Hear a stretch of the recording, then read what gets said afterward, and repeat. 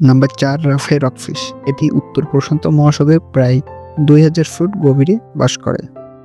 আপনারা জানলে অবাক হবেন, রাফাই রকফিশ প্রায় 200 থেকে 205 বছর পর্যন্ত বেঁচে থাকতে পারে, যেখানে মানুষ এত উন্নত হয়েও সম্ভব হয় না। নাম্বার 3, গ্রিনল্যান্ড হাঙর। পৃথিবীতে 1000-এরও বেশি প্রজাতির হাঙর রয়েছে, কিন্তু আমি গ্রিনল্যান্ড হাঙরের কথাই কেন বলছি? গ্রিনল্যান্ড হাঙর 512 বছর পর্যন্ত বাঁচতে পারে। গ্রিনল্যান্ড হাঙরের ওজন 1100 কেজি। আপনারা ধারণা করতে পারছেন এটি কত বড়? এটি লম্বায় 24 ফুট হতে পারে, যেটি 6 চাকার ট্রাকের সমান। গ্রিনল্যান্ড হাঙর সমুদ্রে 9000 ফুট গভীরে পাওয়া যায়।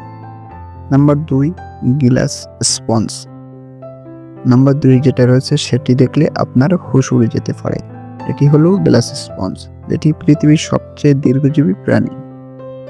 এটি 17,000 বছর পর্যন্ত বেঁচে থাকতে পারে। গ্লাস স্পঞ্জ সমুদ্রের তলদেশে, যেখানে পানি খুব ঠান্ডা এবং স্থির, সেখানে এরা বাস করে। এরা 3 মিটার পর্যন্ত লম্বা হতে পারে।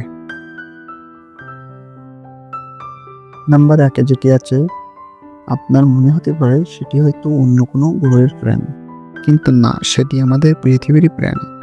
এটি হলো ব্যাকওয়ার্ড এজিং জেলফিশ। ব্যাকওয়ার্ড এজিং জেলফিশ, যার কখনো মৃত্যু হয় না। এক কথায় এরা অমর বললেও চলে। এটি কিভাবে সম্ভব? এদের শরীরে যদি কোথাও আঘাত লাগে বা অসুস্থ হয়ে পড়ে, সঙ্গে সঙ্গে এরা পলিপ দশায় পরিণত হয়। এই পলিপ দশায় এরা 3 দিন পর্যন্ত থাকে এবং নতুন কোষের মাধ্যমে কমিয়ে নেয় নিজের বয়স। এই প্রসেসটি বারবার চালাতে পারে।